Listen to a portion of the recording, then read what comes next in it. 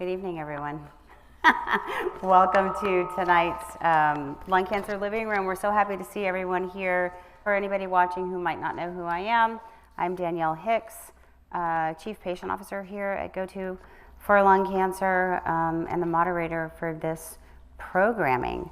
Our Living Room Expert Speaker Series is really intended to bring to you live and in real time information about lung cancer across the care continuum. So whether you're at risk or newly diagnosed, or if you've been living with lung cancer for a long time, we hope to bring to you updated information in real time with expert speakers.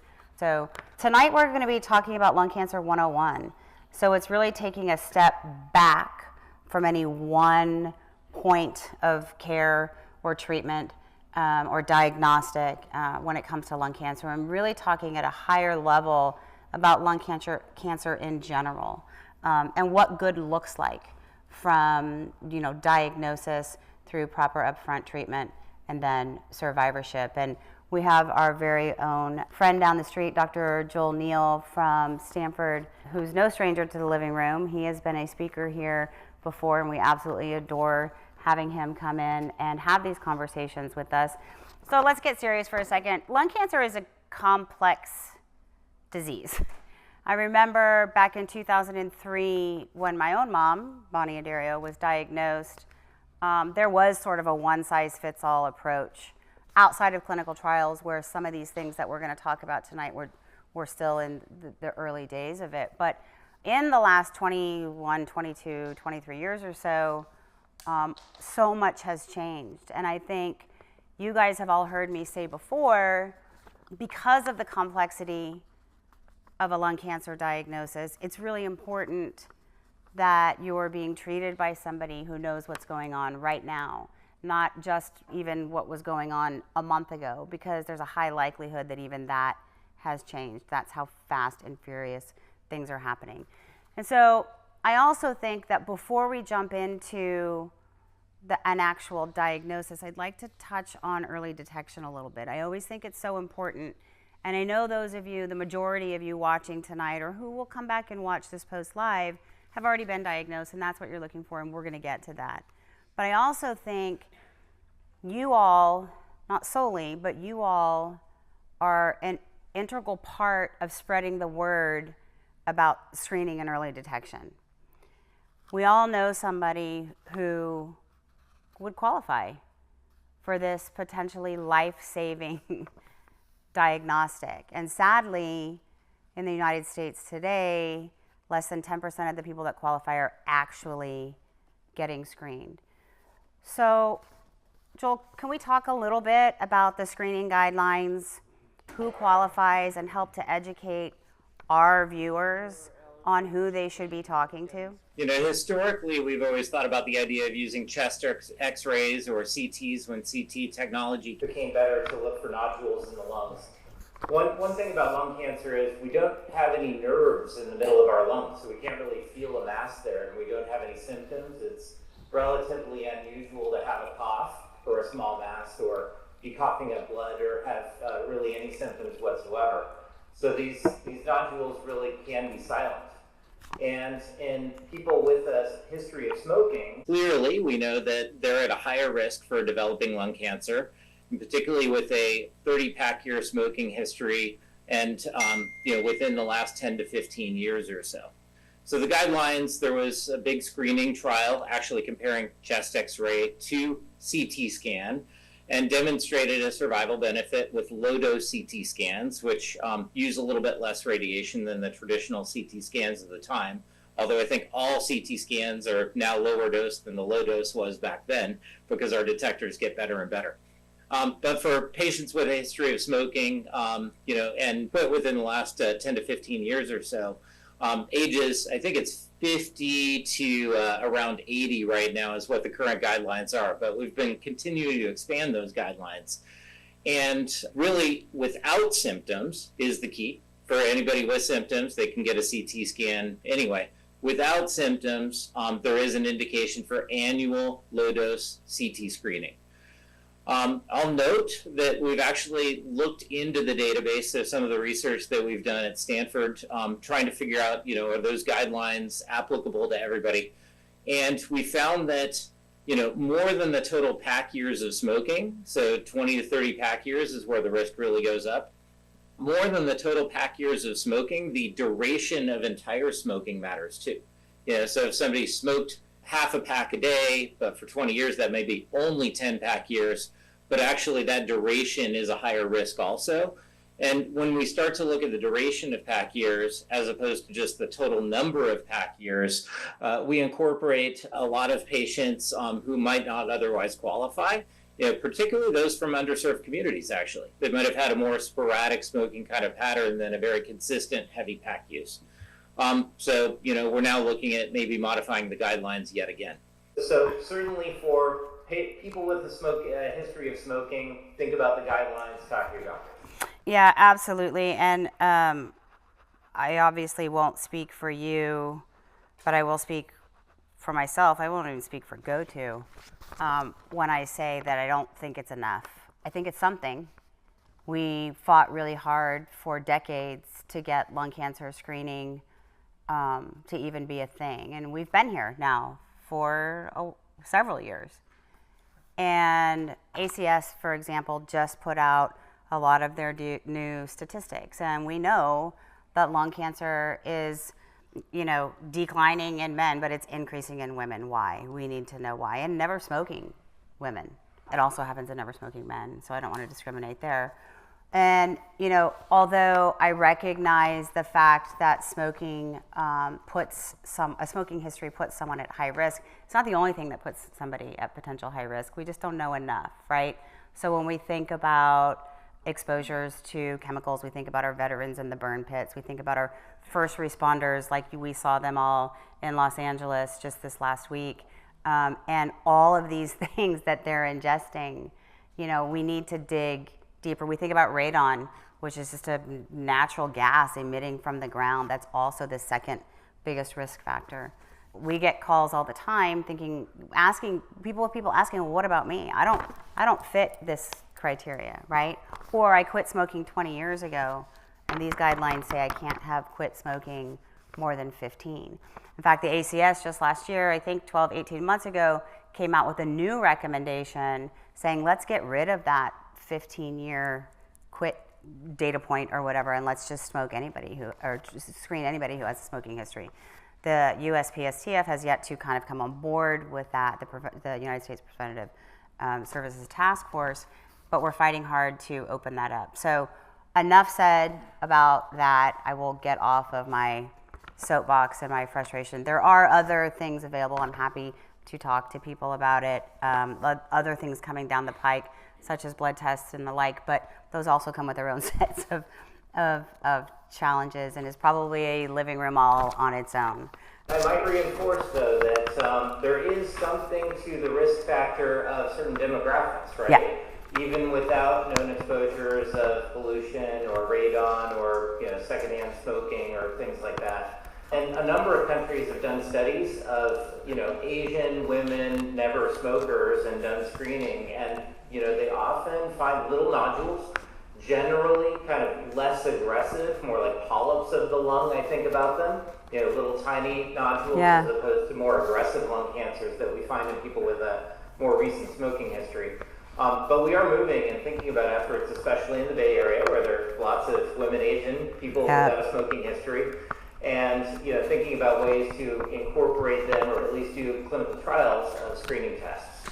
But the number of patients, even the ones who are eligible, who are either not being offered low-dose screening to qualify, or maybe declining it, we don't know how that works exactly, it's quite a few. So, the uptake overall of screening is maybe 10% of the people who qualify, right? Yep. And that's a huge opportunity right now. Yeah, I agree. It's like I said, I think 16 million people if you get rid of that 15-year quit date.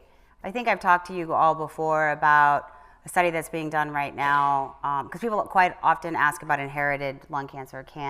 Is lung cancer an inheritable disease? And GoTo, Alchemy, the Adair Lung Cancer Medical Institute, and Dana-Farber are conducting sort of part 2 of an inherit study looking to try to identify what we refer to as like germline mutations. Is it something that you're born with? I'm a part of this study, and I know I have a huge interest in this when I look at, although it began with, for me personally, what, at least as far as I knew, my mom's diagnosis, come to find her grandfather, her mother's brother and sister, and my mom, so all on the maternal side, were diagnosed with lung cancer. Some of them smoked, some of them didn't. So what does that mean? What does that look like, right?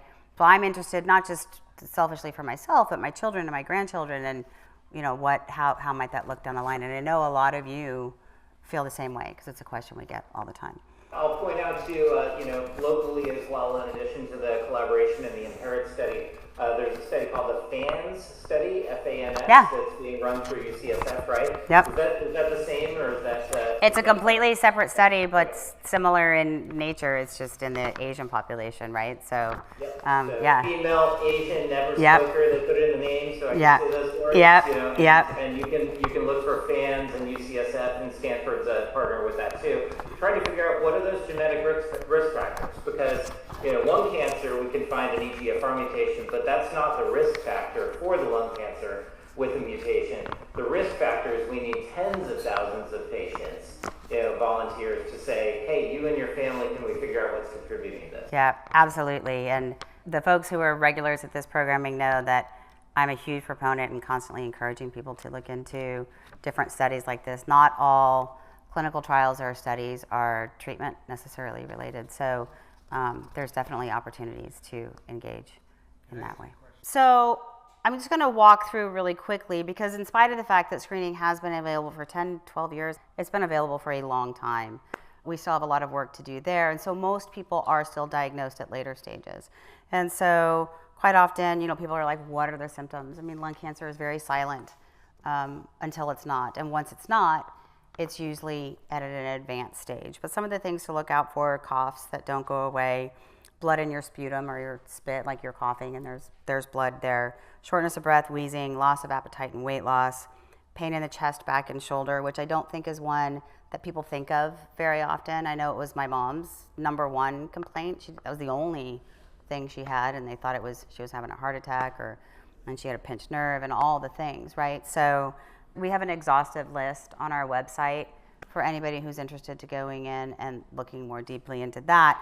But I want to focus now on the diagnostic process. So let's assume you're either eligible for screening and you've gotten screened and something's suspicious, or you're a later stage, you've gone in, you've had a CT, something's suspicious. Joel, what does good look like once something has been identified and we need to take a deeper look to see what is going on? The first thing to keep in mind is a lot of things we see on CT scans are not lung cancer. I get a lot of emails often from friends of friends or other people, and there's this little thing on the CT scan, and who knows what it is or why the CT was done.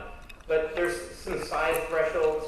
So, under 5 millimeters, something solid, or, under about 10 millimeters ground glass, we usually say, it's very nonspecific, let's not worry about it, let's just do another CT and don't stick a needle into it. Once they get solid, or if there's a change over time, then we start to worry a little bit more, especially with that change over time, because that can be a sign of cancer. Cancer grows and doesn't disappear. Infections stay the same if there's residual history of infection, or goes away. So then biopsy methods, we think about how do we approach that. If we think that something's suspicious, and there are very much lung cancer nodule guidelines that can be followed here, so we don't need to go into the details. But if there's a suspicious nodule, then there's a couple of options. One is needle biopsy from the outside through the chest. One is bronchoscopy-based biopsy from the inside, which technology is getting better and better to actually do a CT scan at the same time as the bronchoscopy. Get in there and freeze a spot and pull it out to actually get a chunk of tissue, not just sending small needles into it. And then the third option would be go straight to surgery. Every once in a while, somebody isn't strong enough to get a biopsy and it looks so suspicious for cancer that we'll say, okay, maybe we'll just radiate that thing. But for the most part, we want to diagnose it with a biopsy. Yeah, and I think that's important to note, and you touched on it, the characteristics of the lesion or what it is that is being seen itself, because some characteristics are more indicative of a malignancy than others. So keep that in mind. And I think also, Drew, when I'm thinking even about your first doc, who might have said, and I don't know how big it was, and we don't need to go into that here right now. Of course, I'm happy to talk to you about it after. Might have just thought, oh, this maybe is a watch and wait thing because of what it looks like right now. So we get a biopsy. What are we looking for in that biopsy? So ideally, the biopsy has a decent chunk of tissue. I talked about small needles put into things, or in the old days, they would actually do washings of the lungs. So they might find one tiny cluster of malignant cells. It's not really enough to tell us a lot. Maybe the pathologist would say suspicious for malignancy, but we need a piece of it to not only say it's cancer, which ultimately lung cancer is cancer, carcinoma in general, and we want to subtype it into both the major categories of cancer that can exist for lung cancer, as well as do all the molecular testing that we love to talk about. So the major categories of carcinoma, there's small cell lung cancer, which is about 10% of all lung cancers in the U.S., and going away because it's highly smoking associated. And then everything else, I always point out what a bad name it is, non-small cell lung cancer. You're like, why are we calling something what it isn't, right? Even though it's the majority. And then, even within non-small cell lung cancer, we have non-squamous non-small cell lung cancer, right? It's like, what's not and not? Yeah. What is it? Yeah. But the most common is adenocarcinoma, is what we tend to call it. That's non-small cell lung cancer and non-squamous tends to be adenocarcinoma, both in people with a smoking history and those without. And I think it's important, to talk a little bit about why we're looking for type-specific information, right? Particularly when we're talking about the biomarker testing, which you touched on.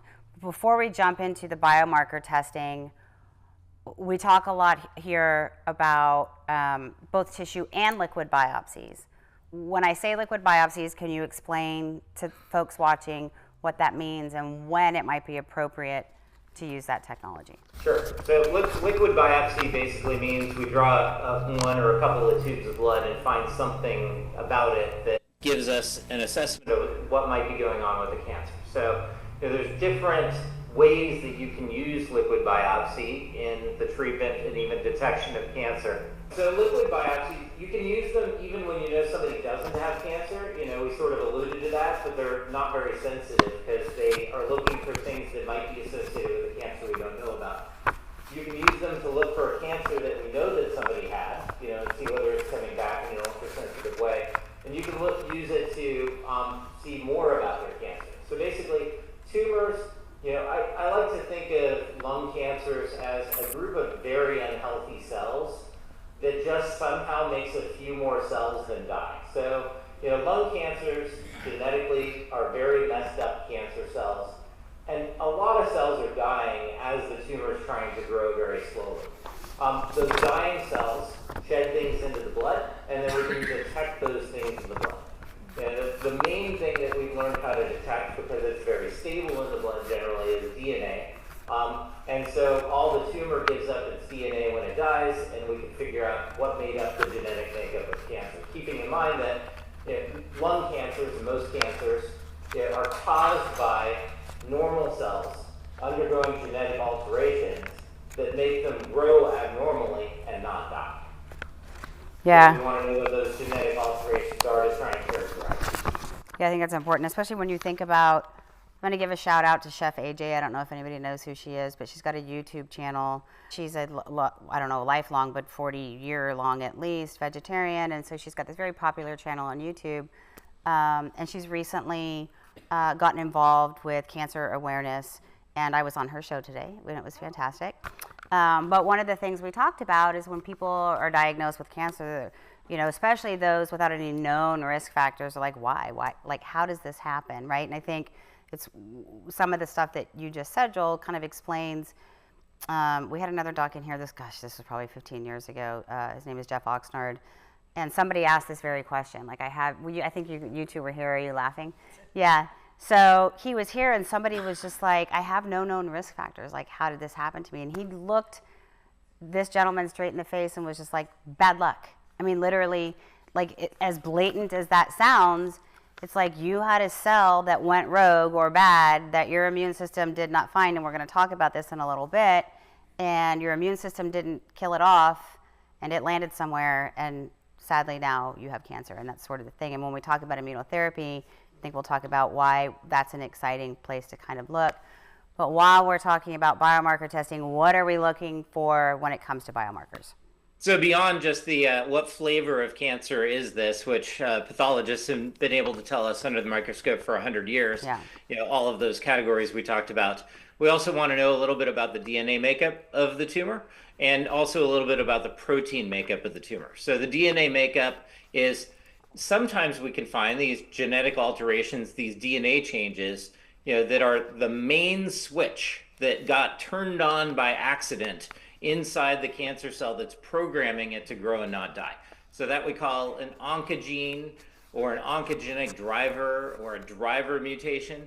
There's lots of other mutations too. We talk about the big one because it's like pushing with the driver, but you also need the whole context of that. Sometimes people call it passengers or context, or it's ultimately the whole car put together that's going in the wrong direction, right? And just a driver pressing the gas, unless all of the car is turned on and the machinery is ready to go, isn't going to do anything. You can put a driver into a normal cell and the cell dies because the normal programs are like, this is not normal. But these drivers in the right context with the other right mutations are fueling the cancer. And those are things, we now have, I think, 11 actionable mutations that we look for in non-small cell lung cancer. I won't rattle them all off, but some of the more common ones that we all know about are EGFR, ALK, KRAS, smoking associated and non-smoking associated. We're making impacts in ROS1 and many others. So we want to know the DNA makeup, and that you can find by liquid biopsy. You can also find it by the tumor itself. And then we also want to know something about the proteins. And the biggest protein that we look for is, you talked about immunotherapy. It's called PD-L1, and it's a shield protein that tumor cells can put around the tumor. And that shield, when the immune system comes in and tries to fight it, that shield basically says, nope, immune system, you shut down, you go away, nothing to see here. I call it like the Jedi mind trick. These are not the droids you're looking for, right? Yeah. So that shield is around the cancer, and the higher level of PD-L1 shield, the more likely the immune system's trying to fight the cancer, but being told to go away. Yeah, that is absolutely fascinating to me. It's very similar to pregnancy. When a woman's pregnant, the reason that your body's not rejecting this foreign body that is not made up of just your DNA, but the father's DNA, by all rights, your body should be like, nope, this doesn't belong here. But a similar type shield comes, factors into place, and it tells your immune system there's nothing to see here. So it's the same kind of concept or idea, right? On a very basic, I guess, level. These are not the tumor cells you're looking for. Yeah. Right? Yeah.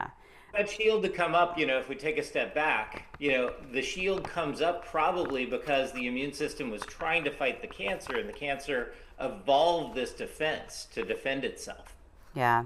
I hate saying... So there has to be a pre-existing immune system trying to fight it, and then that shield blocking it for immunotherapy to work effectively, we think. Yeah, it's crazy when you think about how... I'm not going to say how smart the cancer is, but how smart the body is, whether it's a good cell or a bad cell, right? And trying to defend its own self. Cancer is trying to defend its own self, no differently than your normal cells are trying to defend theirs with your immune system and everything else.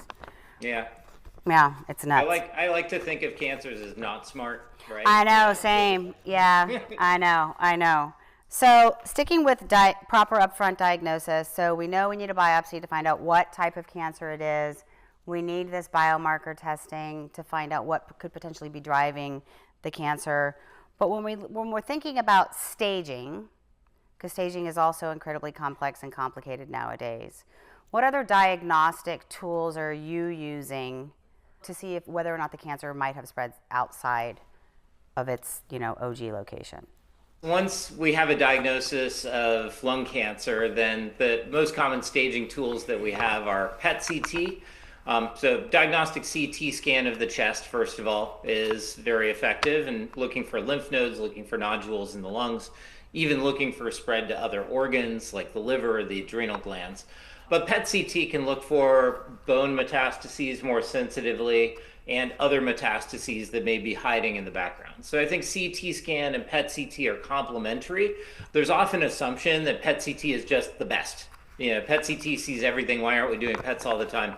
CT scan can see a millimeter or two of cancer in the lungs, whereas a PET-CT can only really see a centimeter of cancer in various places. It just takes that much tumor in order to radiate to be able to pick it up on the detectors around a patient. So CT can be more sensitive. Both CT and PET are not sensitive in the brain, and the brain is one of the places that lung cancer can go. So an MRI with IV contrast is necessary, even if a PET says no brain metastases.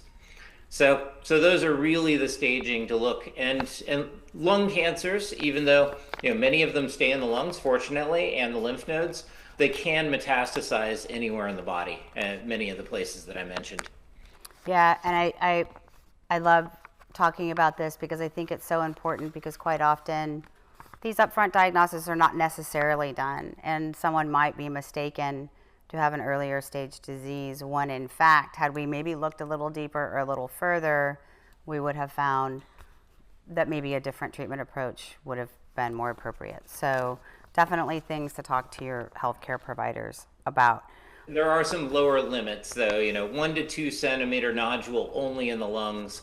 It may be okay not to do an MRI. PET-CTs and MRIs are usually done, for 2 centimeters and above, but there are some lower limits. And small cell, correct me if I'm wrong, Dr. Neal, but small cell also tends to like the brain quite a bit, right? So most small cell, Small cells, much more rapidly growing cells than non-small cell overall. So, its doubling rate is much faster. And as a result, it oftentimes, grows more in the lymph nodes than it did where it came from when we first see it diagnosed, and it spreads to the brain a lot. So it's unusual to find a small cell that's 1 or 2 centimeters. Even if somebody at risk got a CT scan every 6 months, you might not even see it evolve because it grows so rapidly. Yeah. Crazy. Okay, I want to move into treatments, and I want to start with early stage, because I think that's where a lot of changes have happened over the last couple of years, and how we're looking at earlier stage disease, particularly as it pertains to biomarker testing. So can you talk a little bit about these stage 1 and 2s? Sure. So, generally stage 1 is lung cancers under 4 centimeters without any spread to the lymph nodes. And stage 1 lung cancers are generally treated with surgery, although if somebody isn't a surgical candidate, very high-dose focused radiation. There's a lot of brand names, but the general term is radiosurgery, right? Such intense doses of radiation that they eliminate, in theory, 100% of the cancer cells in a particular spot and don't have a lot of radiation around. And that radiosurgery can be done over a couple of days. So surgery or radiation for these stage 1s, presuming that they haven't spread to lymph nodes. Stage 2 is slightly bigger tumors, 4 centimeters or bigger, or spread to lymph nodes. And lymph nodes can be either in the lung, or they can be like at the edge of the lung where it's draining into the vessels, or they can be between the lungs. That makes stage 3. So for stage 2, surgery, but sometimes if we know it's already spread to lymph nodes, we'll want to give treatment up front, or treatment out back for sure. And that treatment can be chemotherapy, and for appropriate patients, immune therapy, or occasionally targeted therapy. So when we think about the treatment of advanced lung cancer, we're using the same tools, but we're bringing them into the earlier stage setting here. And so, for example, immunotherapy doesn't usually work in patients without a smoking history, with targetable alterations. So we don't use it very much, but sometimes we do use targeted therapies in that situation. So, even with an adenocarcinoma, It's like now we have 12 different kinds of non-small cell lung cancer. It's almost like different diseases in the way we think about it. And each one is unique. Generally, stage 1 and 2, surgery. With stage 2, additional treatment, chemo, immunotherapy, sometimes pill therapy. Yeah.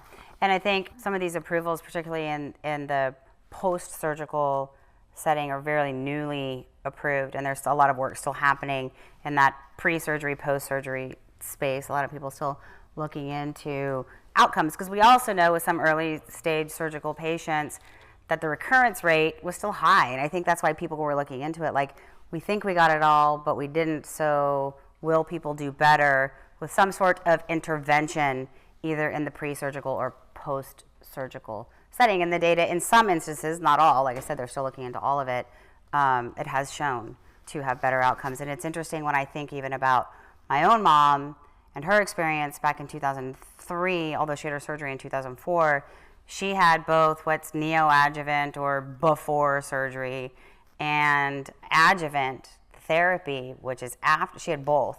So she was treated in both settings, but chemo radiation up front, then the lobectomy and the repair to her aorta, and then I guess, it's actually a good question, Dr. Neal.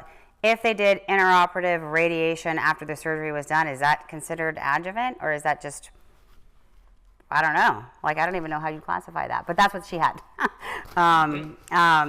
And a whole lot I of. don't think we do that. We don't do that much anymore. Yeah, well, this was 2003, right? So. I don't know what it's called. Yeah. Yeah. Breaky therapy. Yeah. Trying to get rid of margins and things like that. Yeah. So, I do want to point out immunotherapy, it works great against some tumors, in the advanced setting and in the same tumor characteristics in the earlier stage setting, right? Yeah. So, and I think we've really seen advances. Most of the advances over the last couple of years and most of the approvals have been immunotherapy, first after chemotherapy, after surgery, then moving together with up front, together with chemotherapy to try and reduce tumors. Yeah. Generally, though, the most important thing is to see a surgeon before doing this, because the surgeon needs to decide, do I want to take you to surgery, or is that probably not going to be a great idea? Surgeons don't say we can't do surgery. They just say the risk is high, right? Yeah. When surgery is very high risk for whatever reasons, we have alternatives to cure lung cancers in any stage, including radiation and sometimes chemo and sometimes other treatments too. Yeah. And for anybody who's watching who might want to take a deeper dive, if you were diagnosed at an early stage as a surgical candidate, we had a thoracic surgeon, Dr. Jeffrey Vallata, come in and talk specifically about early stage disease surgery. We talk about radiosurgery. He's obviously a surgeon, but he did dig into the different types of radiation therapy that can be provided when?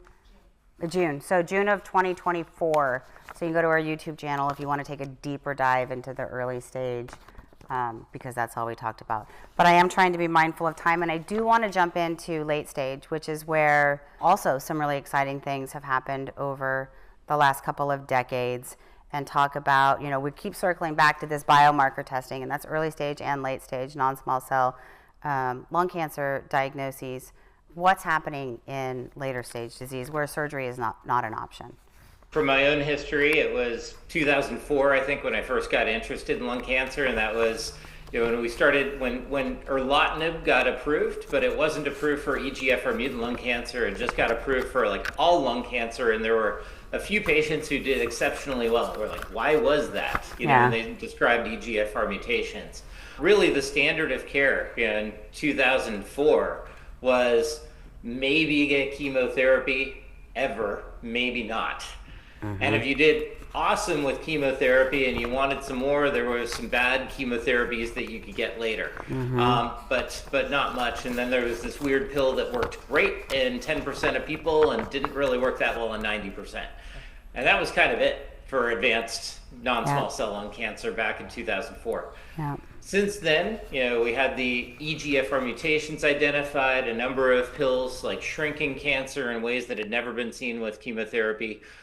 That really was identified and proven in 2009. And then we had the ALK story happening in 2008 to 2010 of this big gene rearrangement, very different. which was highly sensitive to a totally different set of pill therapies. And now we have 6 approved pill therapies for ALK. Another one a couple of weeks ago got FDA approved that we actually did work with.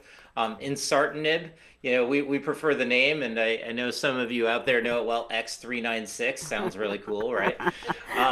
So that got approved. Is it better than other ones? It's got different characteristics. I wouldn't say that it's the best, but it's another option, and it's highly tolerable and has other interesting characteristics too. ROS1 lung cancer, MET positive lung cancer, HER2 positive lung cancer, like all these advances for these 11 different alterations, including up to the minute. Now we have a recent FDA approval for NRG1 positive lung cancer. And NRG1 positive lung cancer signals kind of through the EGFR pathway and can be inhibited by antibodies that are working on that general pathway. We got a new approval recently. Yeah, and I think this is what I'm talking about and where I started this conversation earlier tonight. Just because you knew something yesterday doesn't mean you know it today. Like, that's how quickly things are happening, and that's why the only way we can know whether you might qualify for some of these exciting things that are happening is if the biomarker testing is happening up front, ensuring that we are taking a deep dive look and personalizing this for you, looking at your, I hate to call it your cancer, but looking at the cancer that is specific to you and not just generalizing. And the only way to do that is from what we're talking about and making sure that these upfront diagnostics are happening and that they're also happening at progression, right? Right. So a lot of times, and just back up for a second, because I did have a patient reflect on the your cancer thing one time. I said something about your cancer. She goes, "This isn't my cancer." Yeah, and that's right. We'll call it that cancer. Yeah. Right? Yeah. It just happens to be right in, but it's unwelcome. Yeah. Exactly. Exactly. Yeah. So that cancer can be treated by all kinds of things. Yeah. So we hope every treatment, even in the advanced in the stage 4 lung cancer setting, works forever, right? Literally, like, it's the best thing and it works for a long, long time. Unfortunately, these treatments, sometimes even when they work really well, some of the tumor cells figure out how to survive and grow out, and they're different. They're different genetically than the original ones. So after targeted therapies, when we're really hitting that pathway, when we're hitting that driver mutation, the cells that survive, by definition, are ones that somehow got around our inhibition. And there's many different ways that they can do that. Some of them we understand, many of them we probably don't right now. And so that's why we think about another liquid biopsy or a repeat biopsy when there's been a great response to a targeted therapy and then tumor emerges again. Yeah. After immune therapy, like, tumor sometimes goes away, like, forever, and you can stop the treatment even in stage 4. It's unbelievable. I have a few patients who are fortunate enough to be in that position and stopped immunotherapy, and it just didn't come back. Somehow the immune system completely eliminated it. For targeted therapies, though, we think we're always suppressing a small population, so it's good to continue them as long as they're working. Yeah, it's so interesting. We've got some folks in this room tonight who those very things have happened for, and it's mind-boggling and fascinating, and, like, unlocking that key could answer so many things, right? Like, how and why does that happen for one, but maybe not all. So we've gone through, again, at very high level, this sort of overview of a lung cancer diagnosis and treatment. We will be digging into a lot of these things that we talked about throughout the year, taking more time to discuss each sort of point that Dr. Neal talked about today. But one of the things I think is important to talk about, because we talk about it a lot, is a multidisciplinary team. Can you tell folks watching not just what that is or means, but why it's important to them? Well, it's just fun to say the word multidisciplinary in the first place, right? Yeah. And basically what it means is everybody who knows an area fairly well gets together and thinks about all together what should a treatment plan be. All from diagnosis, all the way through let's try to cure this often. So in the earlier stage setting, we have tumor board every week with pathologists, PET specialists, CT specialists, a surgeon, sometimes more, a radiation oncologist, sometimes more, and then a bunch of other people, a bunch of medical oncologists usually there. What tumor board is a good way for all of those brains to come together and think about somebody. Tumor board is not a review of a case for 30 minutes. Tumor board is a question, right? Let's answer one question, review everything together. Should this patient have surgery? Or do we think radiation's a better idea based on it, as opposed to the patient going around and shopping around and seeing all of these different doctors? Having everybody making a joint decision together is important. So, I think the key players in a multidisciplinary team are the surgeon, right? They're the only ones who can say surgery is a good idea or maybe not, as well as radiation oncologists and medical oncologists. We have pulmonologists as well. So, that's what makes up a multidisciplinary team in thoracic oncology. I will shout out our newest friend is AI. So I've been toying around with using AI tools, private secured. Don't worry if you've been discussing the tumor board, but we copy and paste a few notes into the AI and then say, like, can you please summarize this patient and outline the tumor board questions so that we can all focus a little faster? Yeah. Because 3 minutes a patient is kind of hard to focus. Yeah. No, you're not wrong. And AI, we'll have another living room meeting about that and the way it's impacting healthcare in general and benefiting healthcare in general, but also addressing concerns from the patient populations, because I know those are there. But the bottom line when we're thinking about multidisciplinary care teams is you're basically getting a comprehensive collaborative decision making, right?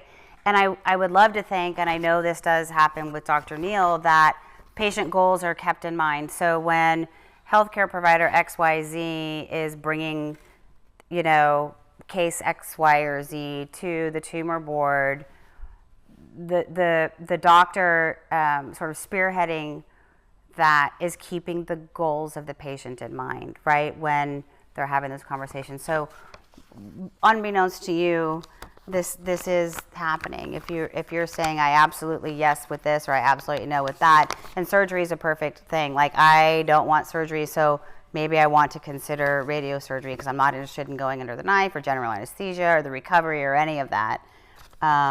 Those types of things are kept in mind when going to tumor board. And that's why AI will never make the decisions for you. Correct. You need somebody who understands, what are all those other factors? How far do you drive? Who are you taking care of? And who's taking care of you? All of those things have to be factored into any decision, Yep. right? Absolutely. Yeah, and but understanding, the context and distilling it, it's been an effective tool. Yep.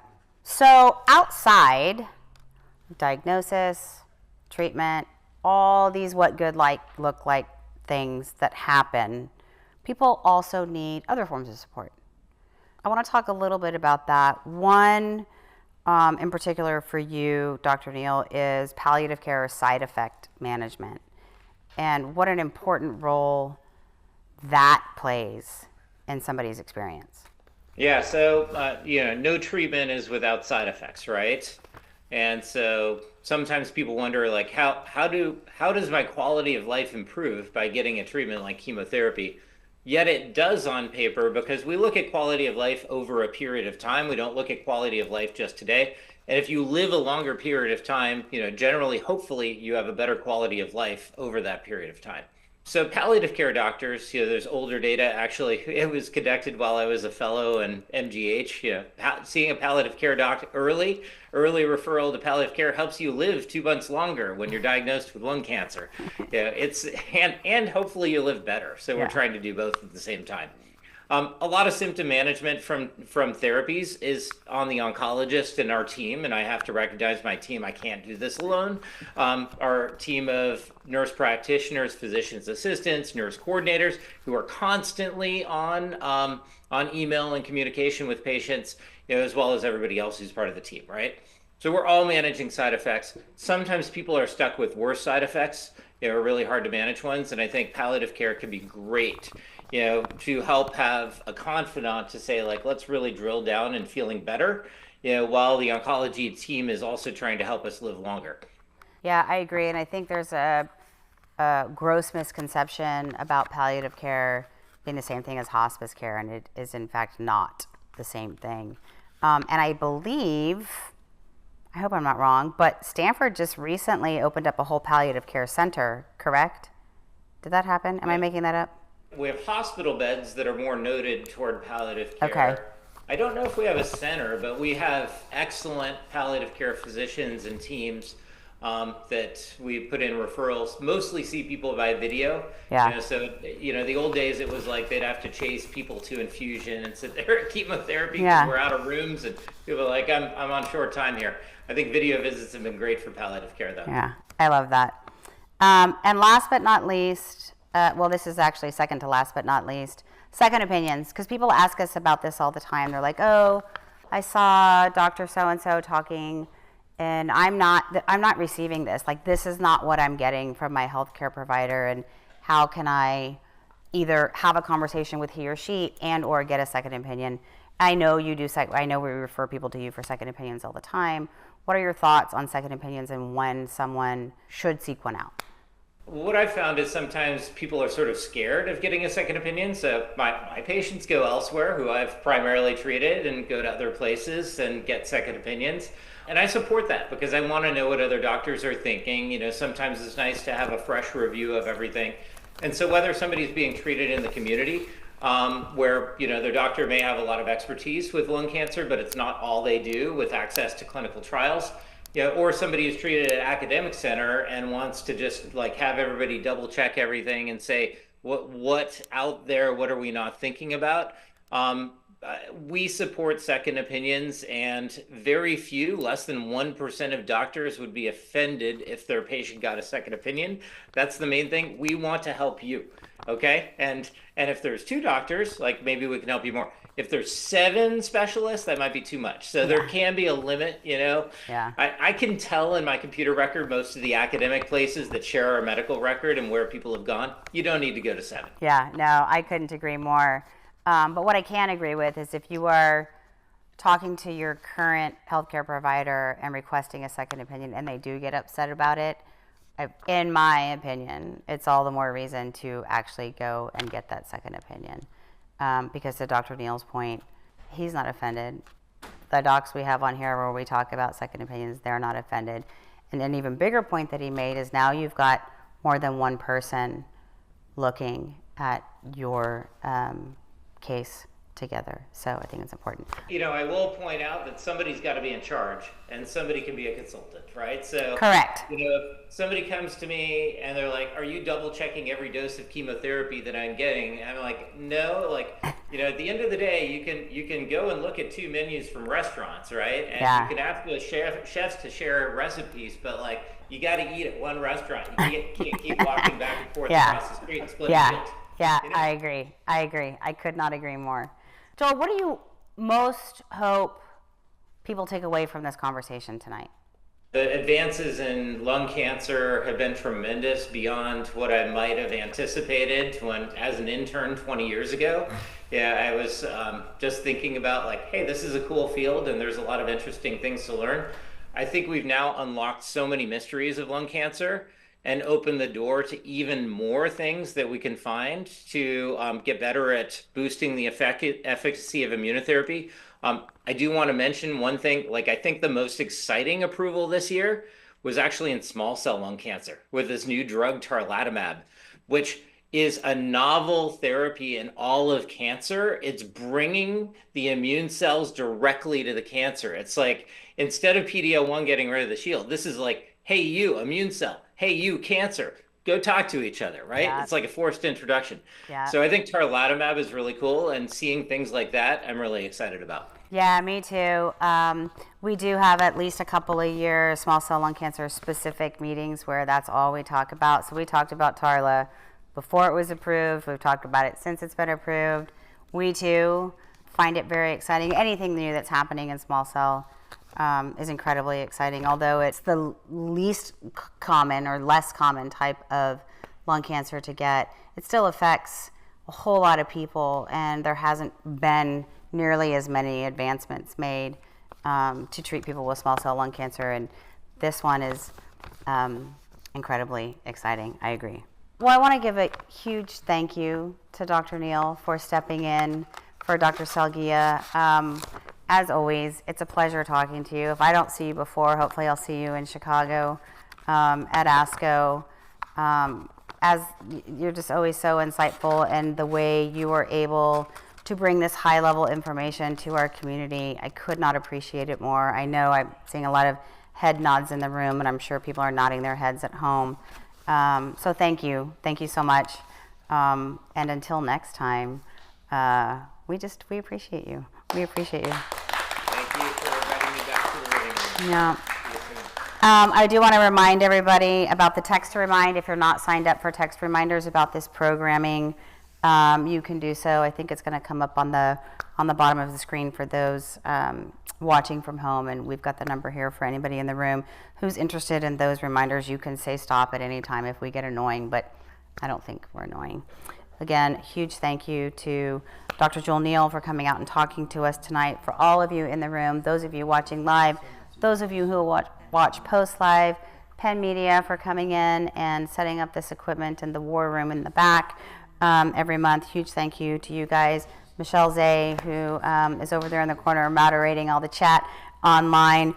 And of course, our supporters, Amgen, AstraZeneca, Bayer, Boehringer, Ingelheim, Bristol Myers Squibb, Daiichi Sankyo, Eisai, Foundation Medicine, Genentech, Johnson & Johnson, Merck, Mirati Therapeutics, Novartis, Novocure, Regeneron, Sanofi, and Takeda Oncology. We could not bring this programming to our patient community were it not for you. So thank you all so much, and we will see you in February. Thank you. Thanks, guys. Thanks, Joel.